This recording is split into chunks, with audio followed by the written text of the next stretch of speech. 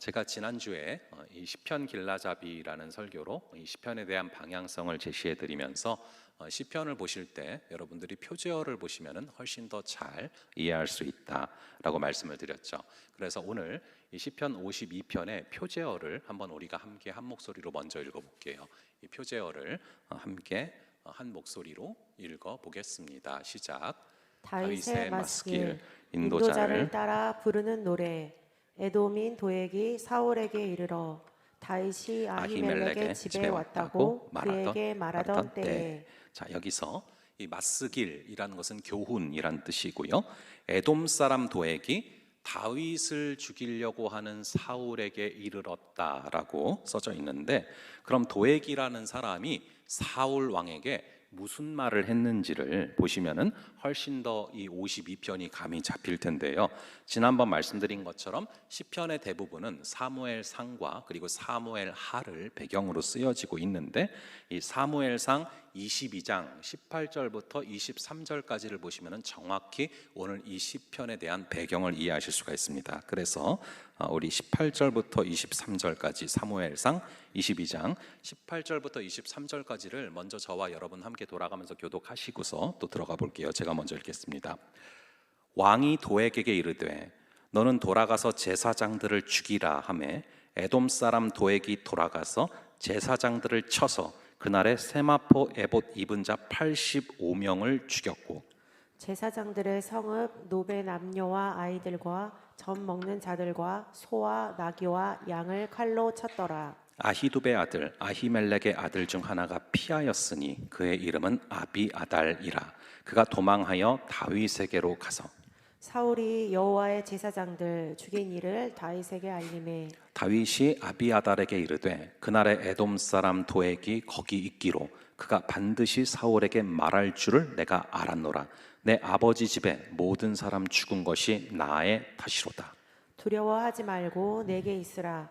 내 생명을 찾는 자가 내 생명도 찾는 자니 내가 나와 함께 있으면 안전하리라 하니라. 아멘. 여러분, 이 다윗이 잘 아시는 것처럼 이 거인 골리앗을 쓰러뜨렸고 이겼습니다. 그때부터 다윗의 인기가 백성들로부터 너무 많아지기 시작을 하면서 이 사울 왕의 눈밖에 나기 시작을 합니다. 그래서 이제 사울 왕이 어떻게든 다윗을 죽이려고 하는 거죠. 그래서 다윗이 도망을 쳤는데 급하게 도망을 치다 보니까 먹을 것도 없고 또 무기도 못 챙기고 빈손으로 도망을 쳤는데, 그렇게 도망쳐서 도착한 땅이 바로 이 좀 아까 읽어본 이 놉이라는 땅입니다. 이 놉 땅은 제사장들이 이렇게 살아가는 땅인데, 거기에 도착해서 제사장 아히멜렉에게로 갔는데요. 이 아히멜렉은 사울의 행색이 너무나 초라해 보이니까 도대체 어떤 일로 온 것인지를 물어봅니다. 근데 다윗이 처음부터 초면에 왕이 자기를 죽이려고 해서 왔다라고 말을 하기가 좀 그렇잖아요. 그러면 당연히 제사장들도 다윗을 좀 이상하게 생각하지 않겠습니까? 그래서 이제 사울 왕의 밀명을 받아서 왔다라고 거짓말을 이제 제사장들에게 합니다. 그리고 배가 고프니까 먹을 걸 좀 달라고 다윗이 제사장들에게 부탁을 하는데, 거기에 먹을 게 마땅치 않은 상황이었기 때문에 하나님께 올려드렸던 그 진설병을 먹게 돼요. 그리고 이제 다윗이 떠나려는 길에 내가 골리앗과 싸워서 얻은 칼이 여기 있을 텐데 그 칼을 좀 달라라고 말을 해서 그 칼을 들고서 놉 땅을 빠져나오게 됩니다. 그런데 하필이면 거기에 이 에돔 사람 도액, 좀 아까 표저에서 봤죠? 하필 거기에 에돔 사람 도액이 그거를 다 지켜보고 있었던 거예요. 이 사무엘상 21장 7절에 보면은 도액은 사울의 목자장이다 라고 기록되는데, 이 사울의 재산을 관리하던 그런 자인데 이 사울의 심부름을 하러 왔다가 그 장면을 다 목격하게 된 겁니다. 그래서 그것을 사울 왕에게 그대로 다 일러 바친 것이죠. 내가 놉 땅에 갔는데 다윗이 거기로 왔고 그때 제사장들이 먹을 것도 주고 칼도 주더라, 이 얘기를 사울 왕한테 그대로 말한 거예요. 그랬더니 이 사울 왕이 노발대발하면서 빨리 다윗을 죽여라, 그리고 다윗을 도운 제사장들도 다 죽여버려라 라고 말한 겁니다. 그런데 사무엘상 22장 17절을 보면은 제사장들이 하나님의 사람인데 함부로 죽이기가 좀 꺼림직하잖아요. 그래서 사울이 누구든지 가서 죽여라 했는데 아무도 사울의 신하들이 앞장서는 사람이 없는 거예요. 나서질 않는 거죠. 왜 여러분 요즘에 이 파묘라는 영화가 인기가 많다면서요?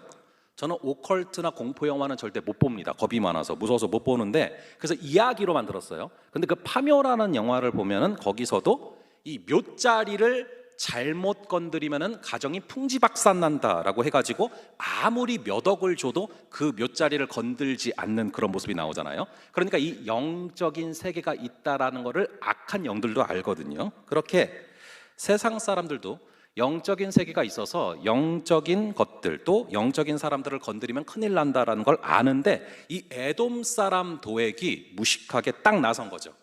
사울 왕의 말을 듣고서 그럼 내가 다 죽이겠습니다. 그래서 도액이 가서 제사장 85명을 다 죽였습니다. 그리고 거기서 멈추지 않고 사울 왕은 제사장만 죽이라고 했는데 본인이 오바를 해요. 그래서 사무엘상 22장 19절을 보시면은 거의 학살 수준으로 거기 있던 모든 남녀노소를 다 죽이고 짐승들까지 죽입니다. 그 중에서 제사장 한 명이 가까스로 목숨을 건지고 도망을 치게 됐는데, 바로 이제 이 다윗을 도왔던 이 아히멜렉의 아들인 아비아달이란 사람이 다윗에게로 와서 모든 이야기를 전한 겁니다. 우리 가문이 당신을 도와준 이후에 멸절당했습니다. 그래서 이제 나중에 보면은 다윗의 대제사장이 되는 것이 아비아달이거든요. 이게 바로 표제어를 제가 역사서를 근거로 자세히 설명을 드린 내용입니다. 이제 이해가 되시겠죠? 자, 이걸 아시고서 오늘 시편 52편을 보면은 시편 52편이 훨씬 더 이해가 잘 되고, 또 시편 52편을 보고서 좀 아까 우리가 읽었던 사무엘상 본문을 보면은 그 본문에서 이 다윗이 또 사람들이 어떤 감정이었을지가 훨씬 더 감이 잘 잡히게 되는 것이죠. 자, 이렇게 아비아달에게 그런 참상을 듣게 됐을 때 다윗에게 느껴지는 감정은 어떤 감정이었겠습니까? 여러분 같으면 여러분이 다윗이라면 그런 상황 가운데 무슨 느낌과 무슨 감정들이 들겠습니까? 우선은 죄책감도 들었겠죠. 나 때문에 나를 도왔다는 이유로 제사장 85명과 남녀노소와 모든 짐승들이 학살당했다, 이렇게 죄책감에 사로잡혔을 거고요. 또 두려움도 생겼을 것입니다. 그렇게 잔인한 도액이 결국에는 나도 죽이려고 달려들겠구나. 사실 지금 다윗은 잘못한 게 있어서 도망다닌 것도 아니에요. 본인이 도망다니는 것 자체도 사실은 억울하고 통탄할 일이죠. 다윗이 잘못한 일이라고는 골리앗을 쓰러뜨린 죄밖에 없습니다. 골리앗을 이기고 나서 억울하게 고난이 시작이 됐거든요. 우리 인생도 그럴 수 있습니다. 하나님의 일을 잘 마쳤는데 그때부터 고난이 시작될 수도 있어요. 그리고 더 어이없는 것은 나를 도와줬다는 이유로 수많은 사람들이 죽은 거예요. 그 소식을 듣고 나서 다윗은 사실 이 시편을 기록할 마음의 힘조차 없었을 것 같아요. 굉장히 화도 많이 났을 것 같고 굉장히 눈물도 많이 났을 것 같아요. 근데 놀라운 것은 다윗은 그런 상황에서도 다시금 잠잠하게 하나님에 대한 신뢰를 놓치지 않고 있다는 것입니다. 오늘 시편 52편 1절을 함께 읽어볼게요. 시편 52편 1절의 말씀을 함께 읽어보겠습니다. 시작. 포악한 자여, 내가 어찌하여 악한 계획을 스스로 자랑하는가? 하나님의 인자하심은 항상 있도다. 하나님의 인자하심은 항상 있도다. 이게 진짜입니까? 여러분이 다윗이라면은 여기에 아멘 하실 수 있습니까? 이런 상황에서도 하나님의 인자하심은 항상 있다라고 고백할 수 있습니까? 이 다윗이 억울하게 도망자가 된 상황 속에서, 광야 속에서 죽고 싶은 순간들이 너무 많았을 거예요. 심지어 이스라엘 땅에는 이제 더 이상 도망칠 수 있는 곳이 없어서 적진 블레셋 땅으로 들어가서 거기서 적장인 아기스 왕 쪽으로 피신도 합니다. 그랬더니 아기스 왕의 부하들이 다윗인 줄을 알아봐가지고 이 다윗이 미친 사람 흉내를 내요. 그래서 아기스 왕은 아니 도대체 미친 자가 부족하다고 저런 자를 데려왔냐 해가지고 저 자를 내쫓아라 해서 결국 아둘람 동굴로 피신하거든요. 그런데 오늘은 또 자신에게 피신 온 사람 중에 보니까 이 아히멜렉의 아들 아비아달이 자신에게 피신을 왔는데 그런 참상을 듣게 된 것입니다. 그럼에도 불구하고 다윗은 하나님의 인자하심은 항상 있도다라고 말을 합니다. 이게 바로 우리의 신앙의 상태를 정확히 보여주는 지표 아닙니까? 왜 하나님은 나를 2주면 갈 수 있는 블레셋 길을 놔두고 도대체 왜 40년이 걸리는 광야길로 인도를 하시는 걸까 이해되지 않습니다. 왜 나를 징계하시는지 이해가 되지 않습니다. 그럼에도 불구하고 나의 입술은 하나님의 인자는 항상 있도다라고 선포하는 거, 이게 바로 신앙이고 이게 바로 다윗이 하나님의 마음에 합한 자가 된 이유라는 것이죠. 물론 다윗은 여러분들이 잘 아시는 것처럼 이 밧세바를 범하는 결정적인 범죄를 저질러서 삶의 중반 이후부터는 죽을 고생을 당하게 됩니다. 제가 이번 주에 계속 손에 놓지 못한 책이 하나 있었어요.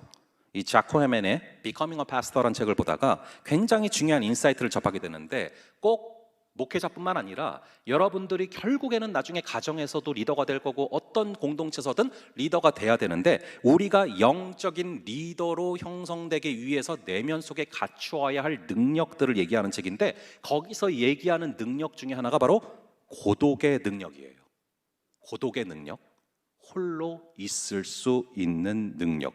이것이 결여될 경우에 자극에 쉽게 반응하게 되고 관계에 대해서 늘 불만족스러워서 늘 어떤 관계를 갈망하게 된다는 것입니다. 이 홀로 있는 순간에, 이렇게 결정적인 순간에 무너져 버리게 되는 게 이 고독의 능력이 없기 때문이에요. 그래서 그 책에서 얘기하는 게, 여러분 이 사무엘하 11장을 보시면은요, 이 다윗이 밧세바를 범죄하기 전에 기록되는 게 뭐냐면은 전쟁을 이기고 또 이기고 계속 이기는 거예요. 멈추지 않았습니다. 그리고 다윗은 혼자 있는 순간이 한 번도 없었습니다. 엄청나게 많은 사람들에게 영광을 받고 있었어요. 근데 오히려 더 이상 이제 성공을 거둘 수 없을 만큼 거두어서 홀로 있는 그 시간에 오히려 다윗은 혼자 있는 것을 견딜 수 없었고, 홀로 있는 것을 견딜 수 없었고, 멈추어 있는 것을 견딜 수 없었다라는 것입니다.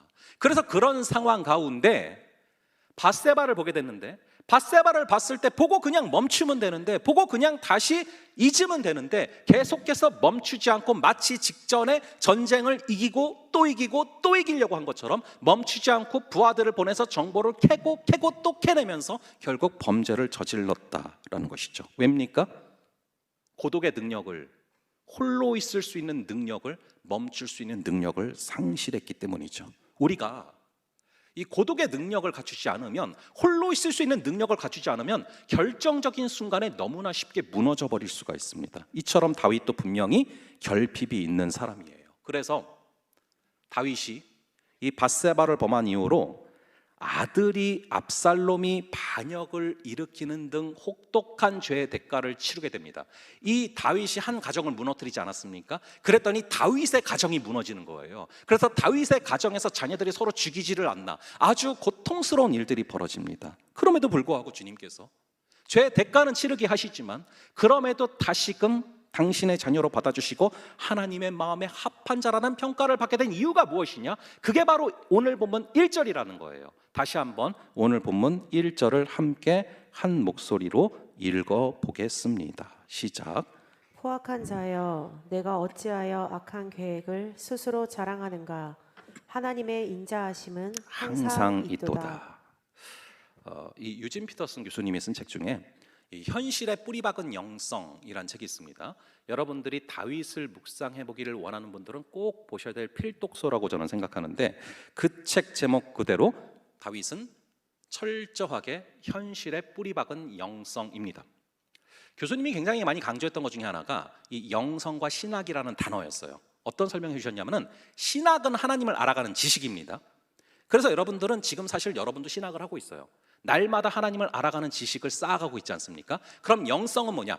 하나님을 알아가는 지식을 삶으로 적용할 수 있는 힘, 삶에 녹여낼 수 있는 힘, 이게 바로 영성입니다. 그래서 영성이란 단어 자체가 사실은 현실에 뿌리 박아야 맞는 거예요. 그런데 이 다윗은 현실에 뿌리 박은 영성을 갖고 있었어요. 그는 현실에서 별의별 수모를 다 겪게 됩니다. 그리고 어떻게 하나님 도대체 이런 일이 벌어질 수 있습니까? 라고 반문하기도 합니다.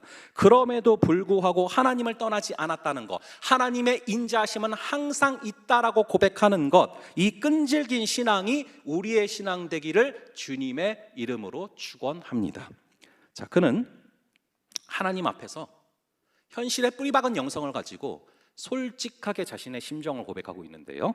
오늘 본문 2절을 볼게요. 오늘 본문 2절의 말씀을 한번 함께 한 목소리로 읽어보겠습니다. 시작. 내 혀가 심한 악을 꾀하여 날카로운 삭도같이 간사를 행하는도다. 예, 이 도액이라는 사람의 혀가 많은 사람을 죽였다는 거예요. 여러분, 혀는 사람을 죽일 수도 있고 사람을 살릴 수도 있습니다. 사람의 마음을 낭망시킬 수도 있고 사람의 마음을 생기 가운데 돌게 할 수도 있습니다. 저와 여러분의 혀가 사람을 살리는 혀가 되기를 주님의 이름으로 축원합니다. 그런데 도액의 혀는 85명의 제사장과 남녀노소를 다 학살하는 그런 혀가 됐다라는 것입니다. 도액의 혀가 그렇게 된 이유가 무엇입니까? 도액의 혀를 누가 쥐고 있습니까? 바로 사탄이 쥐고서 그 혀를 쓴 것이죠. 그렇다면 도액의 혀가 사단의 도구가 된 이유가 무엇이냐? 그게 바로 오늘 본문 3절이에요. 우리 한번 오늘 본문 3절의 말씀을 함께 한 목소리로 읽어보겠습니다. 시작. 내가 선보다 악을 사랑하며 의를 말함보다 거짓을 사랑하는도다. 선보다 악을 사랑하기 때문에 사단의 도구가 되는 거예요. 의보다 거짓을 사랑하기 때문에 사단의 도구가 되는 것입니다. 우리의 마음속 깊은 곳에서는 악을 사랑하고 악으로 기울어지고 악을 갈망하는 경향이 있습니다. 우리 안에는 마음에 하나님 두기를 싫어한다라고 로마서 1장 28절에도 정확히 나와 있어요. 우리 안에는 죄성이 있어요. 그래서 여러분들은 기본적으로 절대로 여러분들이 말씀 듣는 것을 여러분들의 죄성이 좋아하지 않아요. 그리고 기도하는 것을 여러분들이 좋아하지 않아요. 우리의 본성은 그렇습니다. 그래서 여러분들이 밤새도록 죄는 지어도 우리가 말씀 듣고 또 기도하고 말씀 읽고 하는 것에 대해서는 시간을 아까워하는 이유가 우리의 죄성 때문이에요. 그런데 우리의 죄성이 우리를 끌어가도록 그냥 내버려두면 어떻게 되냐? 우리의 혀가 결국에는 본성에 따라가면은 악을 행하게 된다라는 겁니다. 제동을 걸지 않으면 우리의 혀는 악을 행하는 쪽으로 나아가게 되어 있어요. 그래서 예수님께서 우리의 혀에 대해서 이런 말씀을 하셨습니다. 마태복음 12장 34절과 35절 두 구절입니다. 이 마태복음 12장 34절과 35절을 함께 한 목소리로 읽어보겠습니다. 시작. 독사의 자식들아, 너희는 악하니 어떻게 선한 말을 할 수 있느냐? 이는 마음에 가득한 것을 입으로 말함이라. 선한 사람은 그 쌓은 선에서 선한 것을 내고 악한 사람은 그 쌓은 악에서 악한 것을 내느니라. 자, 마음에 악이 차 있으면 입을 열 때마다 악이 튀어나온다라는 거예요. 그래서 우리가 우리의 마음속에 무엇을 쌓아놓고 살아가느냐가 너무나 중요합니다. 우리가 지난주에 시편 1편을 보지 않았습니까? 왜 복 있는 사람은 악인의 꾀를 쫓지 아니하고 죄인의 길에 서지 않고 오만한 자리에 앉지 않습니까? 그 비결과 이유를 시편 1편 2절에서 오직 여호와의 율법을 주야로 묵상하기 때문이다 라고 말을 했어요. 여러분, 말씀을 주야로 묵상하는 게 뭡니까? 하루의 시작에 하루의 그 아침을 큐티하면서 말씀으로 시작을 해요. 아니면 자기 전에 다음날 내가 품고 살아갈 말씀을 큐티하고 묵상해요. 그리고 하루를 살아가면서 계속 그 말씀을 틈이 날 때마다 묵상하고 암송하고 곱씹고 발효시키는 것입니다. 우리가 이 페퍼민트 티백을 넣으면 이 물이 페퍼민트 맛으로 변하는 것처럼 우리의 마음속에 말씀을 집어넣고 말씀을 발효시키면서 살아가는 것이죠. 여러분, 말씀은 선이고 말씀은 사랑이거든요. 그래서 그것이 내 마음에 담겨 있어야 되고 그것이 내 마음에서 발효가 되어야 됩니다. 그렇게 할 수 있도록 만드는 것이 암송이고 묵상이고 큐티거든요. 그래서 주야로 말씀을 묵상하는 자는 복이 있도다 라고 말씀하시는 것입니다. 근데 우리는 주야로 뭐를 묵상합니까? 악을 묵상해요. 여러분, 악이라고 하니까 감이 안 오십니까? 악이 딴 게 아니에요. 사람의 생각을 묵상하는 거, 나의 생각을 묵상하는 게 악일 때가 생각보다 많습니다. 제 동기 목사님 중에 한 분이 이렇게 담임 목회를 하다가 이제 제가 얼마 예전에 미자립 교회를 단독으로 섬길 때 저한테 한번 오셨어요. 그래서 담임 목사를 하다가 이분이 오셔가지고 저한테 무슨 얘기를 하냐면은 저한테 그 얘기를 하는 거예요. 본인 담임 목사를 하고 있는데 그 교회에 그 수석 장로님 한 분이 그렇게 자기를 힘들게 한다는 거예요. 어떤 얘기를 던져서 그 얘기를 생각하다 보면 마음이 썩어 들어가고 설교 준비할 힘도 안 생기고 너무나 마음이 우울해지고 힘들다. 그래서 그분이 하는 말 때문에 너무 어렵고 마음이 힘들고 사역을 안 하고 싶고 내려놓고 싶고 그랬는데 하나님이 주셨던 마음이 있다라는 거예요. 하나님께서 뭘 깨닫게 하셨냐면은 너는 왜 사람의 말은 주야로 묵상을 하면서 왜 나의 말은 주야로 묵상하지 않니? 왜 그 사람의 말은 주야로 묵상하고 마음속에 담아두면서 왜 나의 말은 설교 준비할 때만 묵상하니? 그 마음을 주시더래요. 그래서 그분이 회개하고 깨닫고 한 것이 무엇이냐 하면은 날마다 한 장씩 성경을 가지고서 설교를 새벽 기도 때마다 하고 그리고 창세기부터 계시록까지를 전부를 전해야지라는 마음으로 날마다 말씀을 마음에 품고 그 말씀을 발효시키고 말씀을 묵상하면서 살아가다 보니까 어느덧 그 수석장로님이 하는 얘기가 그렇게 힘들지가 않더래요. 그렇게 크게 느껴지지가 않더래요. 그 얘기를 해주시더라고요. 여러분, 이 도액은 악을 묵상했어요. 그리고 결국에 그것이 사람을 죽이는 칼 같은 혀로 나간 것입니다. 하지만 우리가 마찬가지예요. 우리가 하루 종일 사람의 말을 묵상하거나 사람의 생각을 묵상할 때는 악이 나갈 수밖에 없습니다. 하지만 우리가 마음속에 하나님의 말씀을 담아놓고 말씀을 묵상하고 말씀을 품고 걸어가면 분명히 우리에게 선이 나오고 악을 이겨낼 수 있는 힘이 주어짐을 믿으시기 바랍니다. 이 혀의 문제에 대해서 다윗은 4절과 5절에서 이렇게 이야기를 합니다. 우리 한번 오늘 본문의 4절과 5절 두 구절을 함께 한 목소리로 읽어보겠습니다. 시작. 간사한 혀여, 너는 남을 해치는 모든 말을 좋아하는도다. 그런즉 하나님이 영원히 너를 멸하시니여 너를 붙잡아 내 장막에서 뽑아내며 살아있는 땅에서 내 뿌리를 빼시리로다. 이렇게 기도하라고 성경에 지금 기록되어 있는 거예요. 이 간사한 놈아, 너는 남을 해치고 다니는데 하나님이 너를 멸절하실 거다. 하나님 저 사람을 멸절시켜 주시옵소서라고 기도를 하고 있어요. 지금 이것을 유진 피터슨 교수님이 번역한 메시지 성경을 보면요, 어떻게 기록되고 있냐면, 여러분 참고로 그 교수님이 굉장히 인자하시고 인품도 좋으시고 되게 좋은 분인데 이거를 원어 그대로 번역을 해놨어요. 어떻게 써놨냐면 이렇게 써놨어요.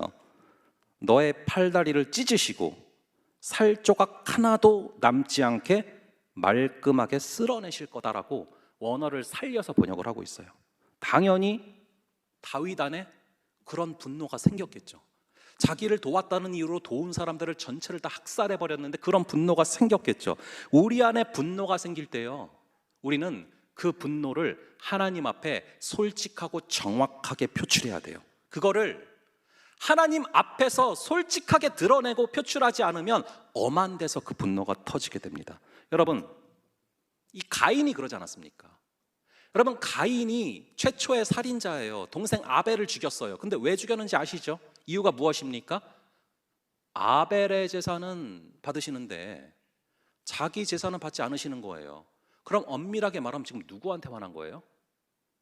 하나님한테 화난 거잖아요. 근데 하나님은 전능하시잖아요. 하나님은 어렵잖아요. 그러니까 하나님한테 가지 않았어요. 결국 가장 약한 존재인 아벨에게 가서 그 분노를 표출하고 살인까지 간 것이죠. 이 분노는 어쩌면 굉장히 비겁한 것입니다. 하나님 앞에서 솔직하게 표현하고 하나님 앞에서 솔직하게 그걸 갖고 씨름하고 말을 하기가 무서우니까 가장 약한 존재에게 그것을 표출하는 것이죠. 그런데 그러기 전에 우리는 하나님 앞에 숨기지 말고 솔직하게 나의 마음속에 그 감정과 분노를 가지고 하나님 앞에 쏟아내야 된다라는 거예요. 신기한 것은 우리가 자꾸 기도로 솔직하게 나의 마음을 하나님 앞에 쏟아붓기 시작하고 그리고 분노도 솔직하게 하나님 앞에서 하다 보면은 신기한 것은 시간이 흐르면서 내가 분노하던 그 대상을 불쌍히 여기고 긍휼히 여기게 된다는 거예요. 여러분, 하나님 앞에서 분노를 쏟아내는 기도를 하지 않고는 절대로 내가 분노하는 대상에 대해서 긍휼이 생기지 않습니다. 먼저 마음속에 쌓여있는 그 분노를 쏟아내야 하늘로부터 부어지는 긍휼하심과 불쌍히 여기는 마음이 부어지는 것입니다. 분노의 감정을 표출해야, 내 안에 있는 독을 빼내야 주께서 주시는 선과 그 사랑이 부어진다라는 것이죠. 저 사람이 정말 싫어요, 저 사람을 아프게 해주세요, 뭐 이런 게 정직한 기도죠. 그렇다고 여러분들이 대표 기도 때는 그렇게 하시면 안 됩니다. 예, 그럼 안 되고 여러분들이 골방 기도 같은 데서는 왜 안 되겠습니까? 여러분, 하나님께서 골방 기도를 하라고 하신 이유가 뭐겠어요? 솔직하게 하나님께는 말하라는 거예요. 그러면은 독이 빠지고 그리고 사랑으로 채워진다라는 것이죠. 이것을 전문 용어로, 신학적인 용어로 저주 기도라고 하거든요. 그래서 시편의 저주 기도 파트가 따로 있어요. 물론 누가 싫다, 누가 없어졌으면 좋겠다, 이런 저주 기도를 또 막상 여러분들한테 그냥 편하게 해요, 괜찮아요 라고 해도 여러분들이 그 저주 기도를 그렇다고 또 길게 못 해요.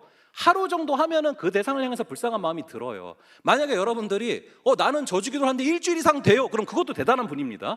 여러분, 누구를 막 싫다고 기도를 해도 그게 여러분 그렇게 일주일 이상 안 가요. 하루 이틀 하다 보면은 내 마음속에 불쌍히 여기는 마음도 생기고 저 사람의 모습이 내 안에도 있는데 그런 마음이 드는 것이죠. 그래서 6절에 보면은 의인이 보고서 두려워했다라고 나오는데, 아마도 자신의 악한 모습을 보고서 나도 그럴 수 있다 느껴져서 두려워하지 않았을까 싶어요. 우리 한번 6절과 7절 이 두 구절을 함께 볼게요. 이 6절과 7절 두 구절을 함께 한 목소리로 읽어보겠습니다. 시작.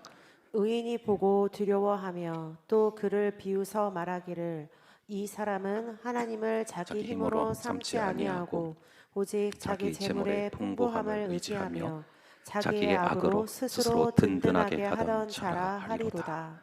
자, 여기서 도액이 왜 제사장들을 죽였는지 명확히 힌트가 나오잖아요. 오직 자기의 재물의 풍부함을 의지하여 자기의 악을 먹는 자라.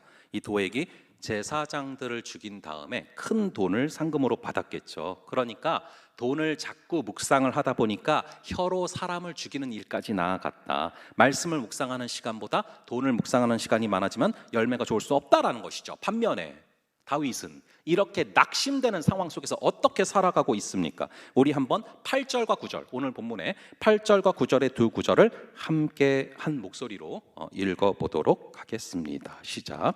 그러나 나는 하나님의 집에 있는 푸른 감람나무 같으며 하나님의 인자하심을 영원히 의지하리로다. 주께서 이를 행하셨으므로 내가 영원히 주께 감사하고 주의 이름이 선하심으로 주의 성도 앞에서 내가 주의 이름을 사모하리이다.